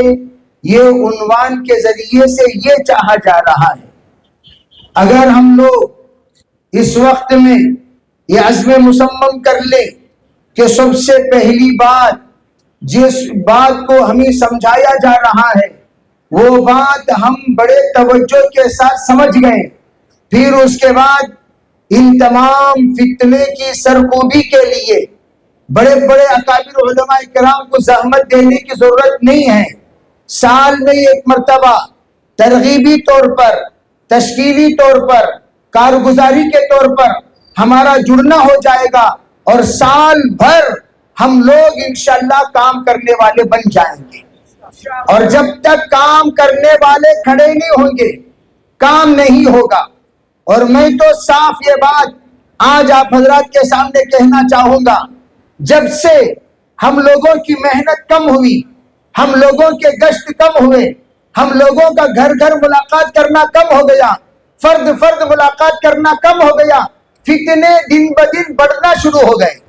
آپ جائزہ لے لیجئے، ہر جگہ پر جائیے، جائزہ لیجئے، اور جا کر آپ جس وقت جائزہ لیں گے تو پتہ چلے گا ہماری کاہلی کی وجہ سے یہ تمام فتنے اٹھے ہیں، ہماری سستی کی وجہ سے تمام فتنے اٹھے ہیں، ہماری سوماری پن کی وجہ سے تمام فتنے اٹھے ہیں، ہمارے وہ مستی کی وجہ سے تمام فتنے اٹھے ہیں، اور ہم لوگوں کے خواہ مطمئن ہو جانے کی وجہ سے یہ تمام فتنے اٹھے ہیں۔ اس وقت جہاں جہاں فتنے ہیں وہاں کہاں ہیں وہ فتنے وہاں ہیں مسجد کے بالکل پاس میں۔ ابھی چند مہینوں سے ہم لوگوں کا شکیلیوں کے پیچھے بھی جانا ہو رہا ہے، اور گوہریوں کے پیچھے بھی جانا ہو رہا ہے، اور دیگر تمام افراد کے پیچھے۔ حیرت کی بات یہ ہے مسجد کے پاس میں شکیلیوں کا اڈا، مسجد کے پاس میں گوہریوں کا اڈا، مسجد کے پاس میں شکیلیوں کا گشت ہو رہا ہے۔ وجہ اس کی کیا ہے؟ ہماری نگرانی ختم ہو گئی، ہم اب بیدار نہیں ہیں۔ کوئی آیا تو کیا ہوا، گیا تو کیا ہوا، بتایا تو کیا ہوا، ہنسا تو کیا ہوا، کھسا تو کیا ہوا، آنے والے کو آنے دو، جانے والے کو جانے دو۔ ایسے بے حس انسان ہو گئے ہیں ہم، ہمارے گھر کے اندر غیر آ رہا ہے اور ہماری عورتوں کی عزت لوٹ رہا ہے۔ بے غیرت ہے وہ، بے شرم ہے وہ، جو ان تمام حالات کو دیکھ کر اس کے اندر غیرت بیدار نہ ہو، ہمت بیدار نہ ہو، طاقت بیدار نہ ہو، قوت بیدار نہ ہو، اسے بے حیا کہیں گے، بے شرم کہیں گے، بھاڑو کہیں گے۔ اسی طرح کا حال ہمارا، محلہ ہمارا، مسجد ہماری، خطیب ہمارے، امام ہمارے، داعی دعوت کا کام کرنے والے ہمارے، اس اتنے تمام ہونے کے باوجود، میجارٹی ہماری ہونے کے باوجود، بالکل ایک آدھ انسان آ کر ہمارے محلوں میں گشت کر رہے ہیں۔ کیوں کر رہے ہیں؟ کس لیے کر رہے ہیں؟ کس وجہ سے کر رہے ہیں؟ ایک بات ختم نبوت کے مسئلے کو سمجھنے کے لیے اتنی بات کافی ہے، آسانی کے ساتھ سمجھو۔ میں ہمیشہ کلم الناس علی قدر عقولہم وانزل الناس منازلہم، جتنی بات آپ کو سمجھ میں آ رہی ہے آسانی کے ساتھ اتنی ہی بات آپ کو سمجھانے کی کوشش کروں گا۔ پہلی بات، ہم ایک انسان کے، ایک ماں باپ کے ہیں، تو ہم لوگ کیا کہتے ہیں؟ الحمدللہ ہم ثابت النسب ہیں۔ ہماری ماں کون ہے ہم جانتے ہیں، ہمارا باپ کون ہے ہم جانتے ہیں۔ اگر کوئی کہے کسی کے سلسلے میں کہ دو کی طرف منسوخ کرتے ہوئے تمہارے کتنے باپ ہیں، تو ہماری غیرت بیدار ہوتی کہ نہیں ہوتی؟ ہم غصے میں آتے کہ نہیں آتے؟ ہمارے اندر تیش آ کر ہم لوگ اس کو تھپڑ ماریں گے، جوتا ماریں گے، اور ہم اس کے ساتھ کیا کریں گے ہمیں خود پتہ نہیں چلے گا۔ صرف اس نے ہمارے نسب کے ساتھ، اس نے ہماری نسبت کے ساتھ دو باپ کو جوڑ دیا، تو اس کو ہم برداشت کرنے کو تیار نہیں ہیں۔ آج ہم ذرا دیکھیں، قبلے کو کوئی دو قبلہ بنا رہا ہے، کیا ہم اس کو برداشت کر لیں گے؟ کتاب کو کوئی دو کتاب بنا رہا ہے، کیا ہم اس کو برداشت کر لیں گے؟ نبی کو کوئی دو نبی بنا رہا ہے، کیا ہم اس کو برداشت کر لیں گے؟ اگر کوئی مہدی کو دو مہدی، تین مہدی، چار مہدی، پانچ مہدی بنا رہا ہے، کیا ہم اس کو برداشت کر لیں گے؟ اسی لیے شارٹیسٹ طریقے سے سمجھنے کے لیے اتنی بات کافی ہے۔ ایک کو ماننے والا مسلمان ہے، دو کو ماننے والا غیر ہے۔ ایک کو ماننے والا مسلمان ہے، دو کو ماننے والا پرایا ہے۔ ایک کو ماننے والا مسلمان ہے، دو کو ماننے والا اسلام سے خارج ہے۔ ایک کو ماننے والا قرآن کو ماننے والا، دو کو ماننے والا قرآن پاک کے حکم سے نکل جاتا ہے۔ اسی بات کو جناب محمد رسول اللہ صلی اللہ علیہ وسلم نے پوری زندگی سمجھائی۔ اسی لیے کہا ہم ایک قبلے کو ماننے والے، ایک اللہ کو ماننے والے، ایک کعبہ کو ماننے والے، ایک کتاب کو ماننے والے، ایک نبی کو ماننے والے۔ کتاب بھی توجہ سے سمجھو، آسمانی کتاب اگر ہمارے پاس موجود ہے، تورات کی شکل میں، انجیل کی شکل میں، زبور کی شکل میں، تب بھی ہم اس کی تلاوت نہیں کریں گے، اس کی باتوں کو بیان نہیں کریں گے۔ اس کی باتیں جو حدیث میں ہے وہ بیان کرنے کی اجازت ہے، ہم اپنی طرف سے مطالعہ فرما کر ان باتوں کو نہیں سنائیں گے۔ کیوں؟ جناب محمد رسول اللہ صلی اللہ علیہ وسلم کے سامنے جب حضرت عمر نے تلاوت فرمائی، سرکار دو عالم صلی اللہ علیہ وسلم کے چہرے انور کے اندر آپ نے تبدیلی دیکھی۔ حضرت صدیق اکبر نے کہا اے عمر بس کر بس کر بس کر، دیکھ نہیں رہا ہے سرکار کا چہرہ، دیکھ نہیں رہا ہے سرکار کا غصہ، دیکھ نہیں رہا ہے آپ کا تغیر۔ جب دیکھا فوراً کہنے لگے رضیت باللہ ربا وبالاسلام دینا وبمحمد نبیا، سرکار میں معذرت چاہتا ہوں، بس میں ایک رب ایک اللہ کے رب ہونے پر راضی ہوں، ایک نبی کے رسول ہونے پر راضی ہوں، اور میں راضی ہوں اسلام کے مذہب ہونے پر۔ بس آئندہ میں اس طرح کی حرکت نہیں کروں گا۔ وہی آخری بات ہے عمر رضی اللہ تعالیٰ عنہ کی۔ لیکن آج ہم لوگ ایسے بے حیا، ایسے بے شرم، ایسے بے غیرت، ہمارے سامنے ایسے لوگ دندناتے پھرتے ہیں، اور ہم آرام سے ابھی ایک ویڈیو حضرت والا کے علم میں لانے کے لیے بتا رہا ہوں۔ ایک ویڈیو میں جو لوگ فکین ہیں ان کو کرسی پہ بٹھا کر ہمارے لوگ نیچے بیٹھے ہوئے ہیں، نیچے بیٹھے ہوئے ہیں۔ وہ حرام خور کو بٹھا دیا کرسی میں، وہ فکین کو بٹھا دیا کرسی میں، وہ رزیل کو بٹھا دیا کرسی میں، وہ دغاباز کو بٹھا دیا کرسی میں، وہ شخص کو جو پورے علاقے کے اندر کفر پھیلا رہا ہے اسے کرسی میں بٹھا کر بولو بھائی تمہیں کسے بھائی بول رہی سو، تمہیں کسے بھائی بول رہی؟ ہونا کیا چاہیے؟ ادھر ان اللہ فقیر سنا صدیق اکبر نے، توجہ، ان اللہ فقیر سنا صدیق اکبر نے۔ حضرت صدیق اکبر ادھر ادھر نہیں گئے، سیدھا جا کر ایک ہی چیک پنچ، وہ پنچ نے کیا کام کیا؟ وہ پنچ نے منہ پھلا دیا، وہ پنچ نے منہ میں پان، ریڈی میڈ پان رکھنے پر مجبور کر دیا، سرخ روئی، منہ کے اندر خون جاری۔ اب وہ اپنے حواریین کے ساتھ حضور کی خدمت میں حاضر اور کہہ رہا ہے انہوں نے ہمیں مارا۔ پوچھا کیوں مارا؟ فرمایا حضور اس نے اللہ کو فقیر کہا اس لیے مارا، اور کہا نحن اغنیا، کہا بتاؤ صدیق تمہارے پاس دلیل ہو تو پیش کرو. کہا میرے پاس دلیل نہیں, میرے پاس کوئی گواہ نہیں ہے, کوئی گواہ نہیں ہے. اور یہ تو جھوٹوں کی جماعت تھی. آؤ بولو بھائی تمہارے پاس کوئی گواہ ہے تو بولو.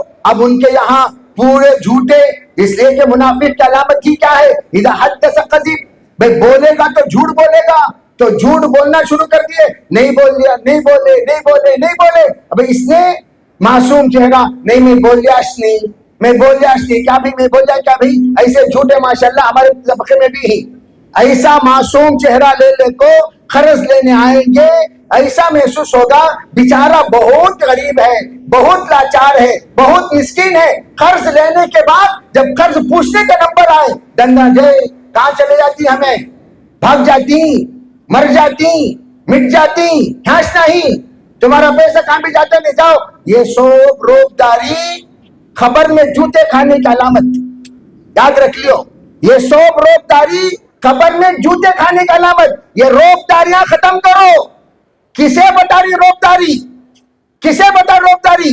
مظلوم پر, کمزور پر, لاچار پر روبداری. میں اکثر کہا کرتا ہوں ہمارے لوگ جہاں طاقت بتانا وہاں نہیں بتاتے, وہاں بزدلا. جہاں ہمت بتانا وہاں نہیں بتاتے, وہاں بزدلا. جہاں قوت بتانا وہاں نہیں بتاتے, وہاں بزدلا. جہاں خرچ کرنا وہاں نہیں کرتے. اب حضرت بولے 10 روپے, 100 روپے, 50 روپے کی تھوکنے پھونکنے میں ہزاروں روپے, ممبر بننے میں 10 روپے, تھوکنے پھونکنے میں ہزاروں روپے. جس وقت میں گیا تھا باگل کوٹ, یہ ایک صاحب کہنے لگے ہمارے نوجوان خالی تھوکنے میں مختلف غلاظت کھا کر تھوکنے میں, وہ لوگ ماہانہ 12,000 روپے خرچ کرتے ہیں خالی تھوکنے میں. اب تھوکنے والے کتنا خرچ کرتے ہیں دیکھو, پاکٹاں کا ریٹ دیکھو, تھوکنے کا ایٹما کا ریٹ دیکھو, کتنا تھوکنے میں کتنا پھونکنے میں ہم لوگ خرچ کرتے ہیں.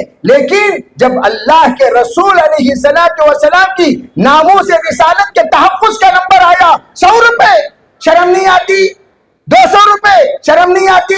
اللہ کے بندو, جہاں پر خرچ کرنے پر شفاعت واجب ہو, جہاں خرچ کرنے پر تمہاری نسلیں تباہ ہونے سے بچ جائے, جہاں خرچ کرنے پر قبر میں آپ کو اللہ کے رسول علیہ السلام کا چہرے انور کو دیکھ کر نام بتانا آسان ہو, وہاں خرچ دل کھول کر کیا کرو, بے حساب کیا کرو, حساب مت رکھا کرو کتنا خرچ کر رہا ہو, کہاں خرچ کر رہا ہو. میرے عزیز بھائیوں, بس اتنا میں کہنا چاہتا ہوں, غیرت کے ساتھ آپ حضرات کو یہاں سے اٹھنا ہے کہ محنت کرنا ہے, کوشش کرنا ہے. ابھی رائے چور میں حضرت محتمیم صاحب تشریف لائے تھے, وہاں بھی میں بتایا بار بار دیوبند سے, بار بار دلی سے, بار بار بنگلور سے دیگر علماء کرام آئیں گے نہیں, بلکہ آپ لوگوں کو کھڑا ہونا پڑے گا, آپ لوگوں کو کھڑا ہونا پڑے گا.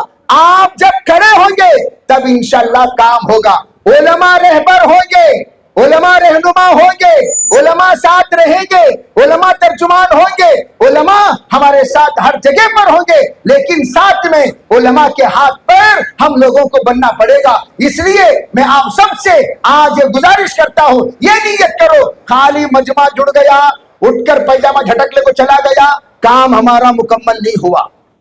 بعض لوگ خالی زیارت کرنے آتی, سو دیوبند سے حضرت آ رہی نا, کیسے ہی انہوں, وہ حضرت آ رہی انہوں, کیسے ہی یہ حضرت آ رہی. کیا زیارت کرنے واسطے کعبۃ اللہ کا جہن میں, کعبۃ اللہ میں خالی زیارت کرنے جا رہی, سو زیارت کر کر جانا نہیں ہے, یہاں سے دلوں میں کچھ عزائم کو لے کر جانا ہے, کچھ ارادوں کو لے کر جانا ہے, کچھ جذبات کے ساتھ جانا ہے, کچھ خیال کے ساتھ جانا ہے, کچھ قربانی دینے کی نیت کے ساتھ جانا ہے. سب کریں گے انشاءاللہ, انشاءاللہ میں دم نہیں کرو گے.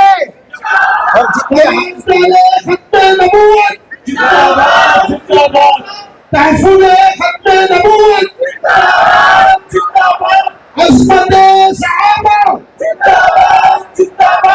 جان ابو بکر صدیق رضی اللہ تعالیٰ, شان حضرت عمر رضی اللہ تعالیٰ, شان عثمان رضی اللہ تعالیٰ, شان علی رضی اللہ تعالیٰ, شان امیر معاویہ رضی اللہ تعالیٰ. تحفظ ختم نبوت. ماشاءاللہ ماشاءاللہ. میرے 2 منٹ چلے گئے, 20 منٹ پہ 2 منٹ میرا چلے گیا. انہوں زندہ باد نعرہ لگانا, میرے 2 منٹ قبضہ ہو جانا. سنو, میں یہ کہہ رہا تھا کہ ہم لوگوں کو زندہ ہونا ہے. کہو انشاءاللہ. کہتے ہاتھا کا 2 چوٹری نہ کیا قصہ, ہاتھا نہیں کیا, ارے ہاتھا ہی نہیں بھائی. ماشاءاللہ, ہاتھا اٹھا کو ہاتھا مت دیا کرو. کہو انشاءاللہ. ہاتھا اٹھانا, مین وقت میں ہاتھ دے دینا, یہ نہیں. جب جب ختم نبوت کے عنوان پر جہاں جہاں پر سفر کے لیے بلایا جائے گا آؤ گے؟ جہاں جہاں گشت کے لیے بلایا جائے گا آؤ گے؟ جہاں جہاں اکٹھا ہونے کو بلایا جائے گا آؤ گے؟ جہاں جہاں قانونی کارروائی کرنے کو بلایا جائے گا آؤ گے؟ جہاں جہاں ممبر سازی کو بلایا جائے گا آؤ گے؟ یہی ہے اصل, یہی ہے اصل. اسی پر ایمان پر خاتمہ ہوگا. اس لیے میں ساتھیوں کو کہا کرتا ہوں, یہ عمارت دیکھو, اللہ کے رسول علیہ السلام نے عمارت کی مثال دے کر کہی. ایک اینٹ, ارے بھائی وہ اینٹ کو خالی ہے, ہر ایک آنے جانے والا دیکھ کر پوچھ رہا ہے. آپ نے کیا فرمایا؟ وہ اینٹ جو خالی, جس جگہ جو جگہ خالی تھی, ہر آنے جانے والا زائر, ارے بھی وہ اینٹ کیوں خالی, وہ اینٹ کی جگہ کیوں خالی ہے؟ اس اینٹ کو جگہ میں نے آ کر پر کر دی. اب تمام نبوت کی عمارت مکمل. آپ خاتم بھی ہیں, خاتم بھی ہیں, تفصیلات کے لیے وقت میں گنجائش نہیں. آپ خاتم بھی ہیں, خاتم بھی ہیں, آپ نبی اول بھی ہیں, آپ کے ظہور کے اعتبار سے نبی آخر ہیں, ظہور کے اعتبار سے آپ کا وجود, وجود نبوت نبی اول کے اعتبار سے, ظہور نبوت نبی آخر ہونے کے اعتبار سے. میرے عزیز بھائیوں, آپ کی نبوت بالاستعاب, آپ کی ختم نبوت کی برکت سے وراثت علماء کو ملی, وراثت علماء کو ملی. اسی لیے کیا کہا گیا؟ العلماء ورثۃ الانبیاء. یہاں سے قریب سے ایک جگہ سے فون آیا مجھے کل یا پرسوں, وقت وہ آ کر میں نے کہا بھائی میں حضرت بول رہا ہوں. وہ کیا کہہ رہا تھا؟ خبث والخبائث. وہ یہ کہہ رہا تھا تمہیں مجھے پڑھائے تو حضرت, نہیں پڑھائے تو حضرت نہیں. ارے اللہ کے بندو سنو, جتنے علماء ہیں ان علماء کی قدر کرنے کا شریعت میں حکم ہے. حضور نے حکم دیا, من لم یرحم صغیرنا ولم یعقر کبیرنا ولم یبجل علماءنا لیس منا. اگر تم حضرت پڑھائے یا نہ پڑھائے, اگر ان لوگوں کی عزت نہیں کرو گے, توہین کرو گے. حضرت الیاس رحمت اللہ علیہ نے یہی فرمایا تھا, کیا قرآن پھٹ جائے کیا تم عزت نہیں کرتے؟ کہا جی کرتے ہیں. فرمایا اسی طرح علماء کرام چاہے چھوٹے ہو یا بڑے ہو, قابل قدر ہو یا نہ ہو, آپ لوگوں کی عزت کرنا فرض ہے. ہر حال میں علماء کی عزت آپ کریں گے. یہ حکم حضرت مولانا الیاس صاحب رحمۃ اللہ علیہ نے فرمایا. اس لیے میں عرض کرنا چاہتا ہوں, اب وہ جگہ جب مکمل ہو گئی, ایک آدمی کارپینٹر اندر آ رہا ہے. مسجد کے ذمہ دار آپ پوچھے کہیں کچھ آ رہی نہیں, ذرا ٹھوکنا. کیا ٹھوکتی؟ سب ٹھوک کو ہو گیا, کیا ٹھوکنے آ رہی؟ پینٹ آیا, پینٹر آیا, بولے میں کیا قصہ؟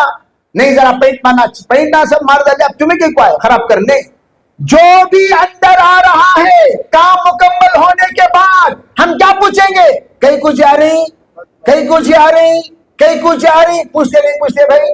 اسی طرح حرام خوراں آ رہی ہیں نبی کے شکل میں, نبی جھوٹے نبی کے دعوے دار. شکیل بن حنیف کے شکل میں کوئی حرام خور آیا, یا گوہر شاہی کے شکل میں کوئی آیا, کوئی صدیق دیندار انجمن کے شکل میں کوئی آیا, دیگر مختلف فتنے. ان تمام خبیثوں کی تفصیلی بات باقاعدہ آپ کے علماء کرام آپ کے سامنے فرما چکے ہیں. جب آ رہا ہے اس سے پوچھیں گے کیوں آ رہا ہے. جب دین مکمل ہو گیا, الیوم اکملت لکم دینکم اتممت علیکم نعمتی ورضیت لکم الاسلام دینا. اللہ نے کہہ دیا دین مکمل ہو گیا, دین مکمل ہو گیا. اور دین کا نصاب مکمل کرنے کے لیے نبی آخر الزماں, امام الانبیاء, سید المرسلین, سرکار دو عالم صلی اللہ علیہ وسلم کو اللہ نے بھیج کر تمام انبیاء کا پڑھایا ہوا سبق کا نصاب جو رہ گیا تھا باقی، ان تمام کو آپ علیہ السلام نے مکمل کر دیا. بعثت معلما لاتمم مکارم الاخلاق، میں معلم بن کر آیا ہوں تاکہ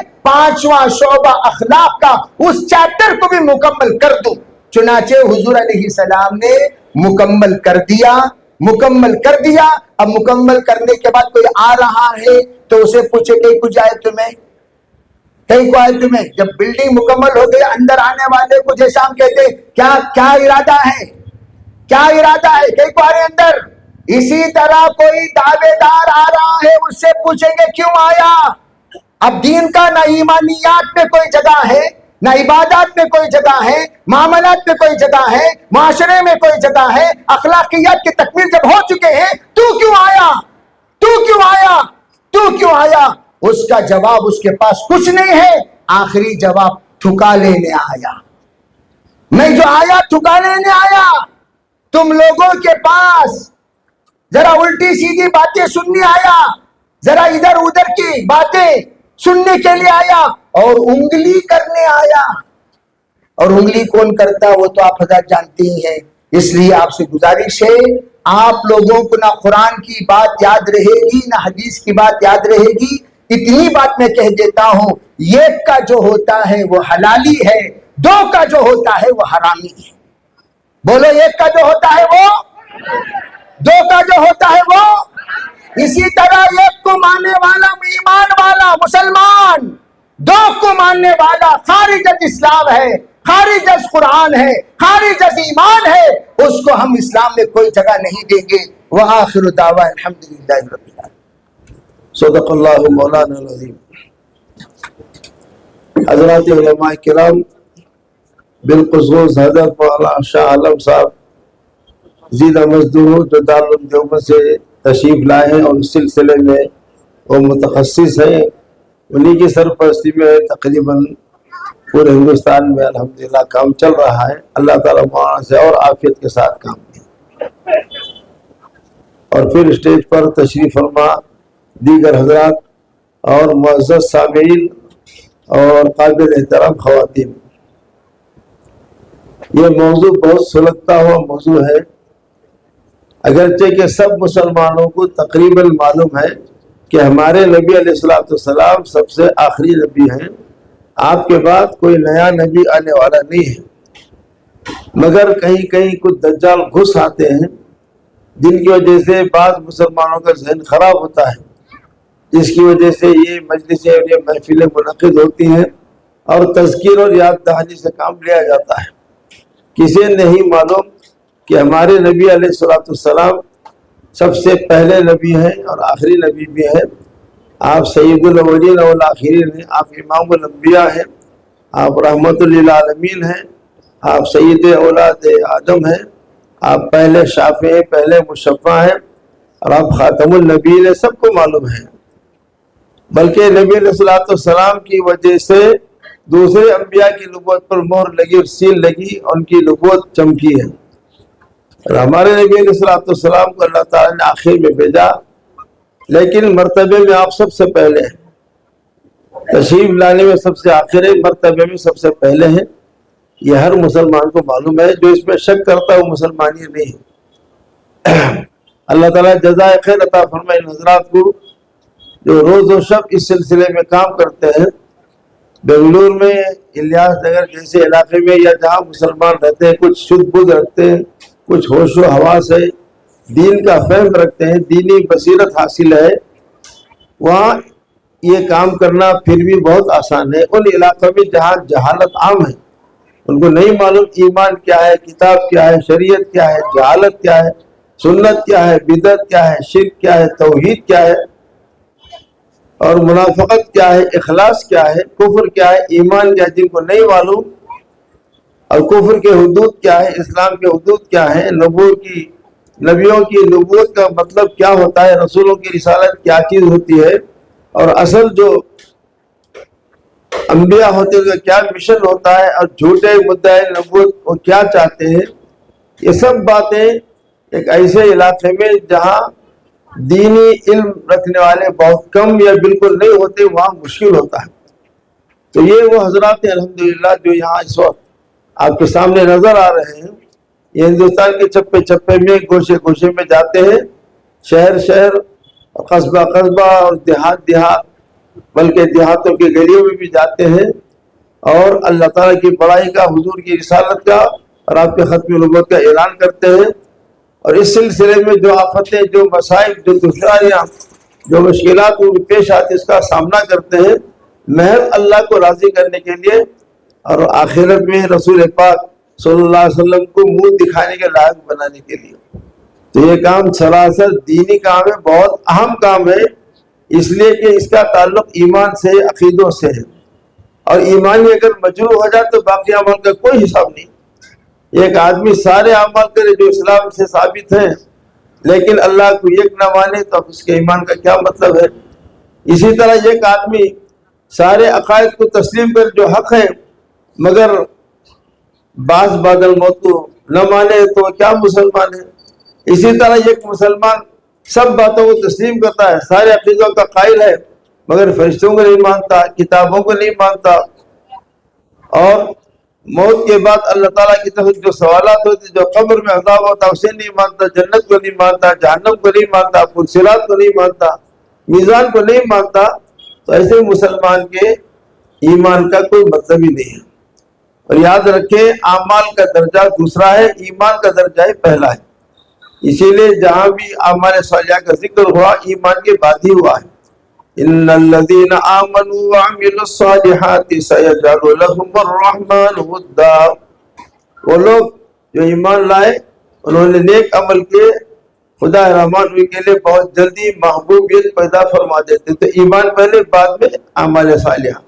ان الذين امنوا وعملوا الصالحات انا لا نضيع اجر من احسن عملا، بے شک جو لوگ ایمان والے ہیں اور اعمال صالحہ کرتے ہیں، یقیناً ہم ان لوگوں کا عمل ضائع نہیں کرتے جو اس نے عمل کرتا ہے۔ تو یہاں بھی ایمان پہلے اور اعمال بعد میں۔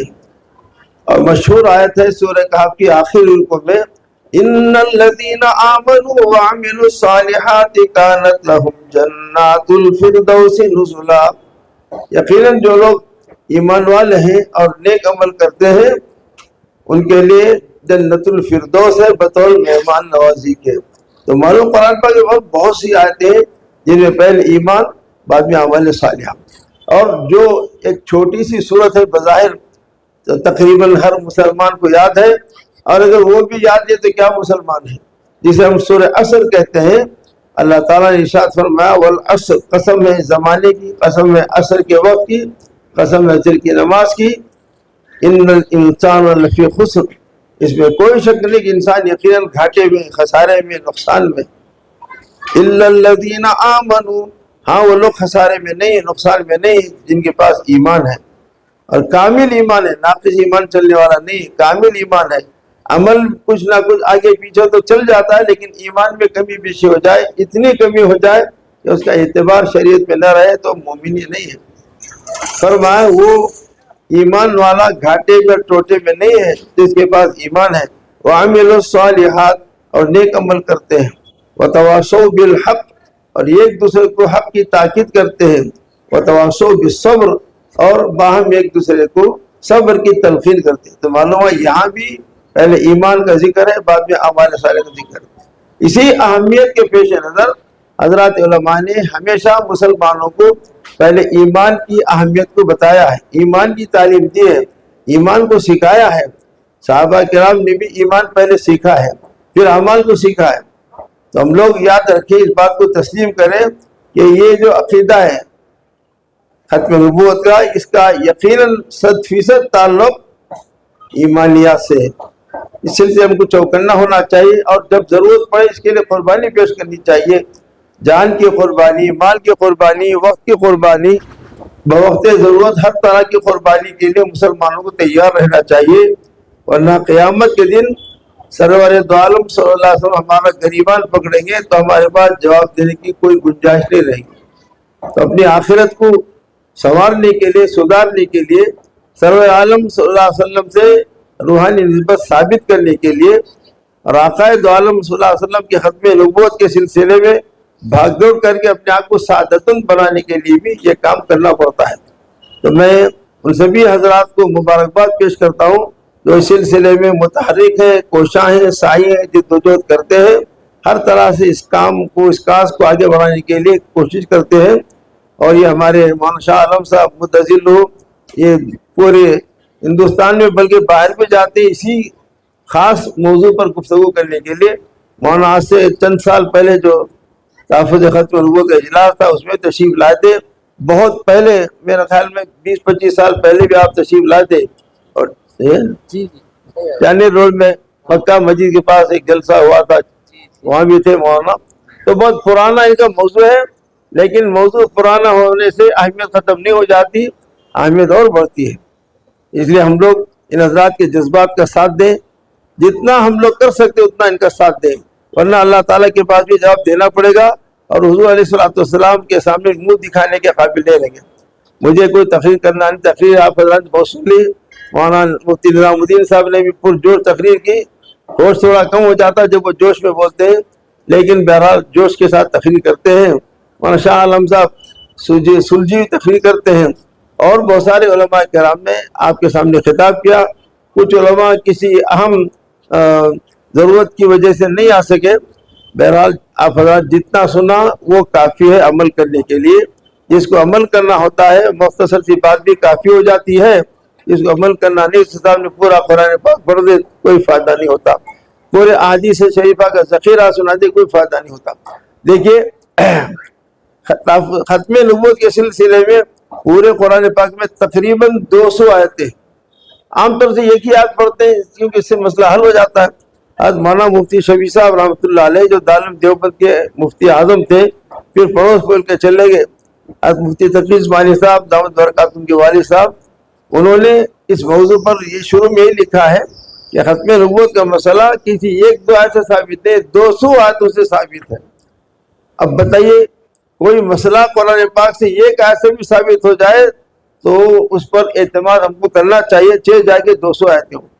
آپ سورہ بقرہ پڑھنا شروع کریں، سورہ فاتحہ تو پورے قرآن پاک کا دیباچہ ہے، اور اس کے بعد جو سورت شروع ہوتی ہے سورہ بقرہ ہے.